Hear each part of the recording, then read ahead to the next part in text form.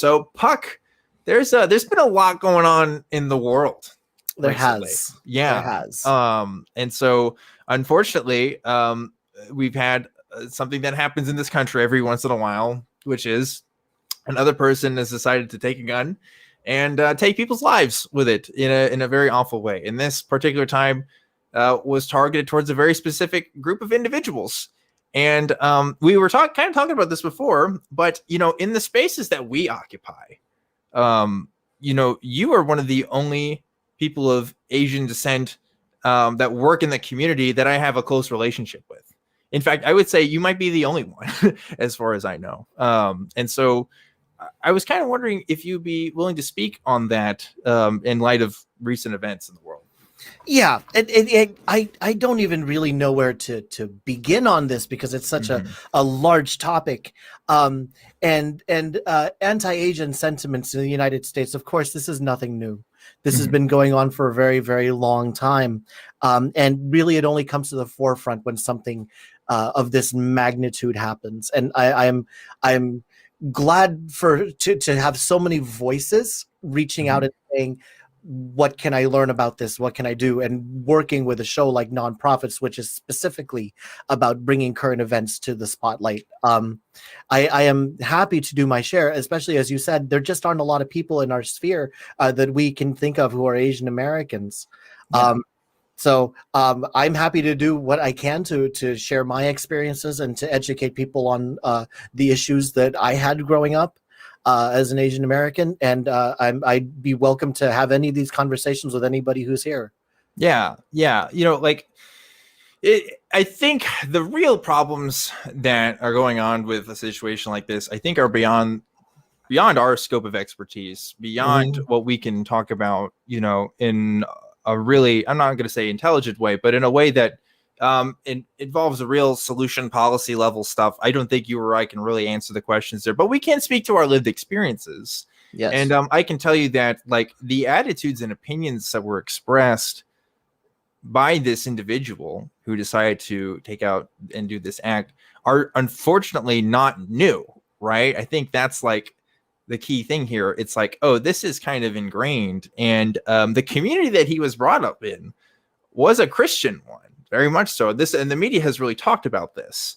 And we talk a lot about how Christianity in particular, but religious ideology is supposed to give you sort of this moral compass, sort of this idea that the ways and tools to navigate the world.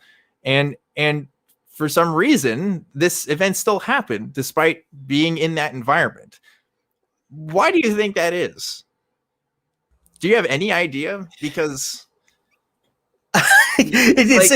I don't know. It feels like the subject is too huge. We can talk about it. We can get somewhere, right? But it's I don't. And I'm glad that we are talking about it. But it's gonna take so many conversations to start bringing this. And I see a comment in chat. It's does it seem like it's just one incident? No. Yeah. It's everywhere. It's happening every single day. All right. And when you're attuned to the little microaggressions, I had a friend actually message me last week and said, can you help me understand why calling it China virus is racist? And so just realizing that people don't realize that this stuff is out there. And so I'm glad that I'm able to shed a little bit of light on it and again, share my experiences with it and kind of educate people on why you don't call it China virus. Yeah. Yeah. Again, it's I'm just bringing this point up just to say that,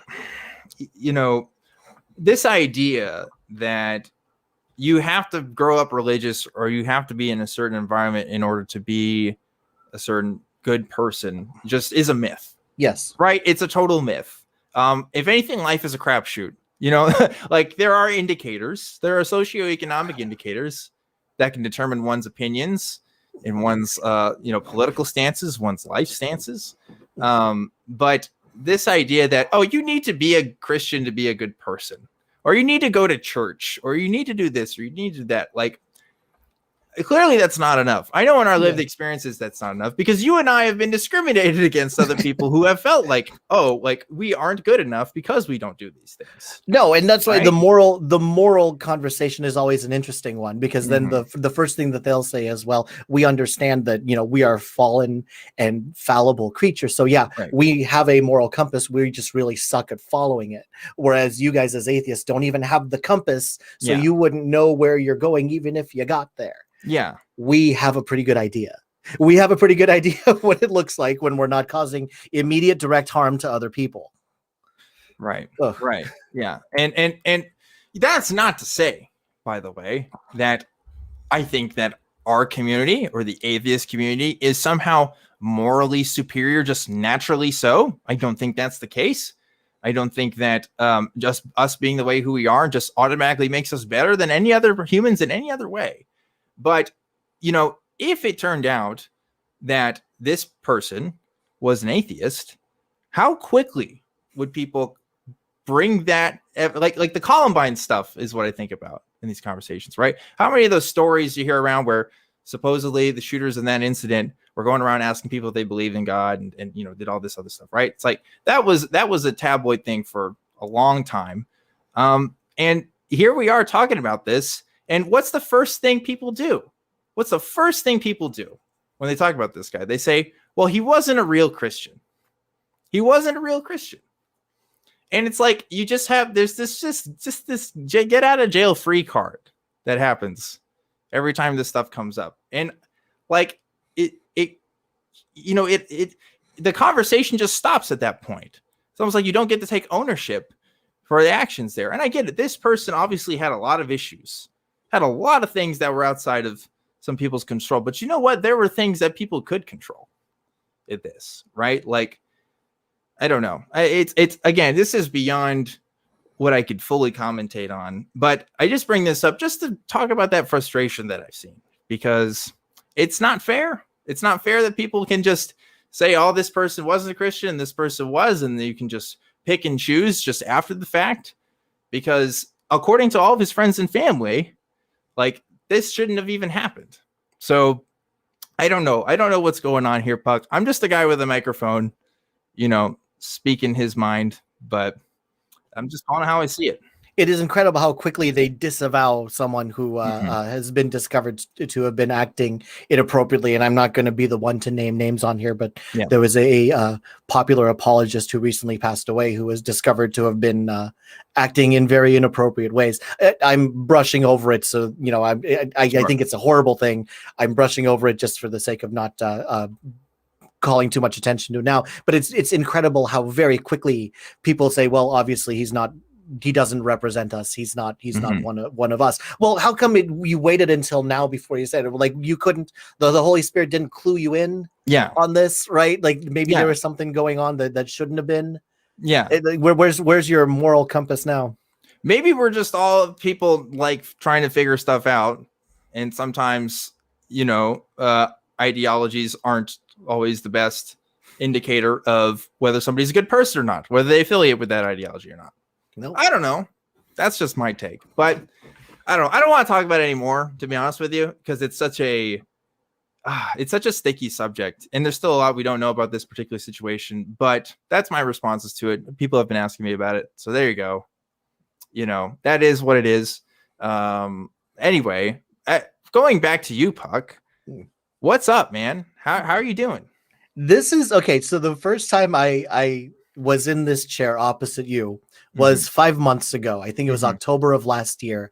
And I was a nervous wreck. It was my first ever appearance on a show like this. It was, I think, only my second time taking live calls. I really had no idea what to expect. And the thing that was going on most in my mind is, don't say anything stupid that's not going to make them want to invite you back. And since then, I am still call screening for you most of the time. I'm call screening for Truth Wanted, and I'm call screening for the Atheist Experience.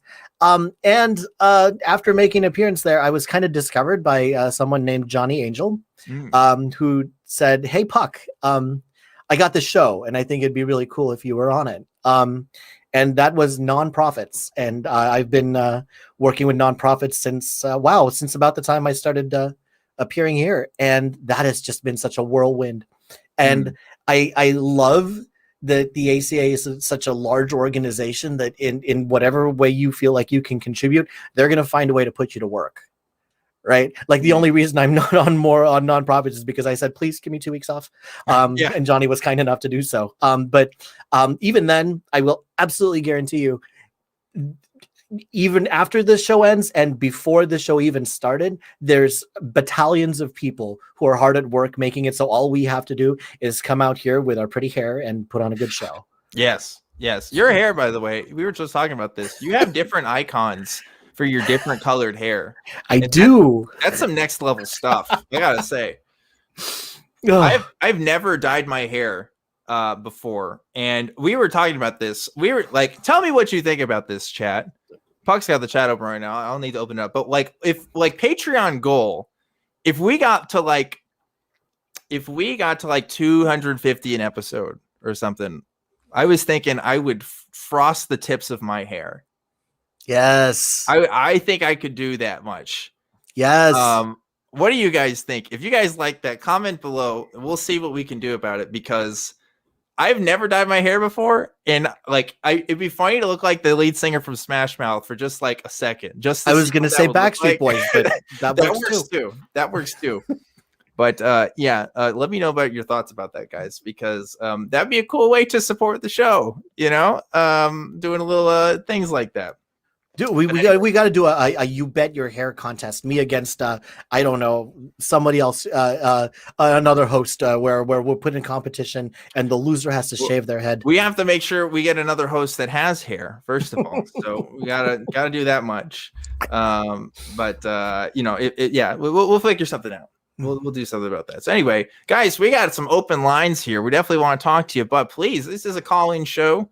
Come on in and call in. Come talk to me and Puck about what's going on, what kind of conversations you guys have been having, and especially about like recent events and stuff. I am curious because I've been seeing a lot of headlines. I know I said I didn't want to talk about it again, but I will say I have seen a lot of response from the Christian communities about this particular event. And to my surprise, a lot of calling out of the church this time around and saying like, hey, we should do better about this. We should recognize this, from theologians, from people who have worked in church, people who have way more Christian cred than I did, you know? So it is encouraging to see that, because I think a couple of decades ago, you really probably would never see that, at least not to the level that I've been seeing it now recently. So it is interesting. It is interesting.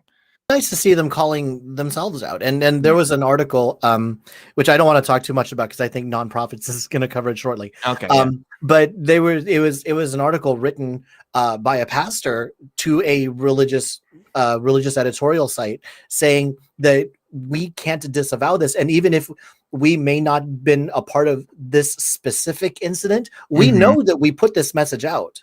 And we know that there is at least a non-zero chance that someone is hearing it and taking it to a wrong level. So even if you're not implicit in this particular incident, you are implicit in creating a culture that makes this kind of event possible. Yeah, I was trying to look for the quote earlier, and I don't have it in front of me. But I don't know. There's just been weird things that this guy said about his motivations for doing it. And it was something about like preventing his lust or like for desire for like sexual sin or something. And it was just like, that's a very specifically Christian thing to say if you're using the word sin there. I can't find the quote right now, so I don't want to misquote him, but it's very interesting. I don't know, particular case that we're looking at. Puck, you, besides doing the nonprofits, you also do some other stuff on the side. You're on that Twitch. I do. I love Twitch, and Twitch has just been a blossoming medium. Since the last time we talked, I found a whole bunch of other creators who are on Twitch. Just to drop off a whole bunch of names. Arden of Eden has been doing a lot of Twitch work recently. I was just on a stream. Let's see. Surus the Skeptic, Matt Dillahunty's on Twitch, and it's great to see. I forgot. YFNA Ethan has a couple of shows that he shows on Twitch also. So thank you very much, everybody, for helping with my mission, which, if you remember last time I was here, hashtag normalize Twitch. And it's nice to see that Twitch is such a blossoming medium now. And now that we've gotten Twitch worked out, that's cool. Now we got to get on TikTok. Yes. Yes. TikTok is like becoming the new thing here. I should probably get back on TikTok myself. I have a TikTok account. I shouldn't be talking about this. I have it. I have like 2 videos on there, and I don't think either of them are that good, but they're still there, and I still get people that follow me on it. And I'm like, I don't even have any plans for this right now, but I should have plans. I don't know. I have been thinking about it this week. Hey, that's 2 more than me. And TikTok is an incredibly user-friendly medium. Where if you don't know what you want to talk about, don't even worry about it. Just go to #Atheist and look at all the crazy stuff that Christians are saying. Yeah, and go in there and make a response. That is a good response space, because every time I do talk about TikTok on this show, it's all the nonsense that I see there, and it's like I can't even go on the app anymore. I just have to look up the compilations on YouTube, because that way I get all the funny stuff curated to me, and I'm not like mad about some crazy thing I saw about somebody casting spells or something. You know, there's all kinds of weird stuff on there. But yeah, maybe that's the future for Objectively Dan, getting back on TikTok, seeing what's up. 60-second rebuttals, right? Forget about this long form video stuff. We want content that people can just scroll through while they're in the little atheist room. I think that's a big reason why people get into the atheist community, is because they like those response videos. I know it was for me. I enjoyed watching response videos, so I don't watch as many these days. But really early in my deconstruction, I was looking up response videos to all kinds of Christian stuff. So maybe people would find that thing same way with TikTok. I don't know. Sure. I mean, that's one of the first things that I saw in the sphere too, was people responding to William Lane Craig and Frank Turek and Ken Ham, and maybe we shouldn't be using these names. So I don't know, if we say it too many times in front of a mirror, they might appear behind you. But response videos are such an amazing thing, because you're not strawmanning them. You're letting them make their case, and then you're going in there and saying, if you do it right, this is why I disagree. Oh yeah, there's irresponsible ways to do it. Sure. Yeah, I think it's even better with TikTok, if only because it's so short. It's really hard not to miss the full context. Like, you can watch that whole thing pretty fast. Link your sources, if it's just one. Sometimes they do the multi-part stuff, but anyway, Puck, this is a call-in show. We should probably start talking to some callers. But before we do that, I think we should shout out our patron of the week. What do you think? Let's shout out. All right, cool. So I want to thank you guys, folks, who've been donating more on patreon.com. You guys are awesome. If you donate on patreon.com, it's just another way to support the show, patreon.com/truthwanted. And it's going to help with getting equipment, like a better green screen and new lights and some other stuff that we need. So thank you guys for doing that. If you haven't already, but if you haven't already, you should. But I want to give a shout out to this week's patron. Once the crew gets the animatic on screen, there it is. And the patron of the week this week is Lauren Zugai. Lauren, thank you so much for donating to Truth Wanted. Really appreciate it. And thank you to everybody else who have been donating and are going to receive your shout outs soon. You guys are awesome. You help make this show happen, and you're the best. So thank you. Thank you. Thank you. Thank you. Before we go into our callers here, Puck just reminded me in our chat here, I'm going to try something kind of crazy next month that I haven't talked about on the show. And I tried to bring a bunch of different kinds of guests on this show. So next month, we're going to do a couple of that in a row. We're calling this Theist month for the month of April. And the idea is I want all of the people that are guesting on this show to be theists. And I'm using theist in asterisk because I think when we actually talk to these people, they may not actually use that word themselves, but they're closer on the theist spectrum than I am. Okay. And we're just going to kind of see how this goes and kind of have these conversations. This is something I've wanted to do more of on Truth Wanted for a while. And so, yeah, I want to see what happens when we put people in that space and then give you guys a chance to respond to our conversation through calls. So next month for April, we're going to be trying that, and we're going to see how that works. We're going to bring on some interesting people. Some of you may have seen before on this show, but look forward to that. New stuff happening for Truth Wanted, right, Puck? Yes. And I think this is important because one of the things that we say about atheism, as we define it, is that atheism is one answer to one question, and that's it. And that you can find atheists in all different walks of life, all different nationalities, all over the political spectrum, all over with gender identity, everything. We're everywhere. Atheist by itself doesn't tell you anything else. And the hypothesis here is that, you know what, theist probably isn't any different. And while we, especially on nonprofits, like to pick on the crazy things that theists do, Christianity is not a monolith. Theism is not a monolith. And we have allies in there. One of the mission statements of the atheist community of Austin is to continue the fight to separate religion from government. And we have allies in churches, in Christians, in Muslims, everywhere, who want that just as much as we do. So it's great to be able to build that bridge and to have somebody on here. But at the same time, you know what? We're not going to cut them too much slack. We're going to feel free to disagree with them politely and respectfully. This is a test for me. This is a test for me to see what I can do with having these conversations more, because that's what I stress, is having conversations with people. And like, we can't just be in this atheist bubble all day, every day, because we're ignoring the reality that's out there. And the truth is, Christianity is changing. Like, the landscape of Christianity in this country in particular is changing, and people's ideas of what Christianity is changing as well. And here for the rest of our lives, Puck, we're probably going to be the minorities in this country. And so I'd rather start having those conversations now to see what it's going to look like to, live in that space with other people who believe differently. If I'm not going to have them reach all the way to where I'm at, if they do, that's great.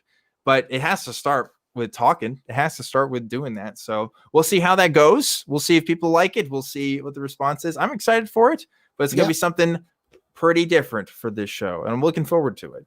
Send your comments to truth@atheist-community.org.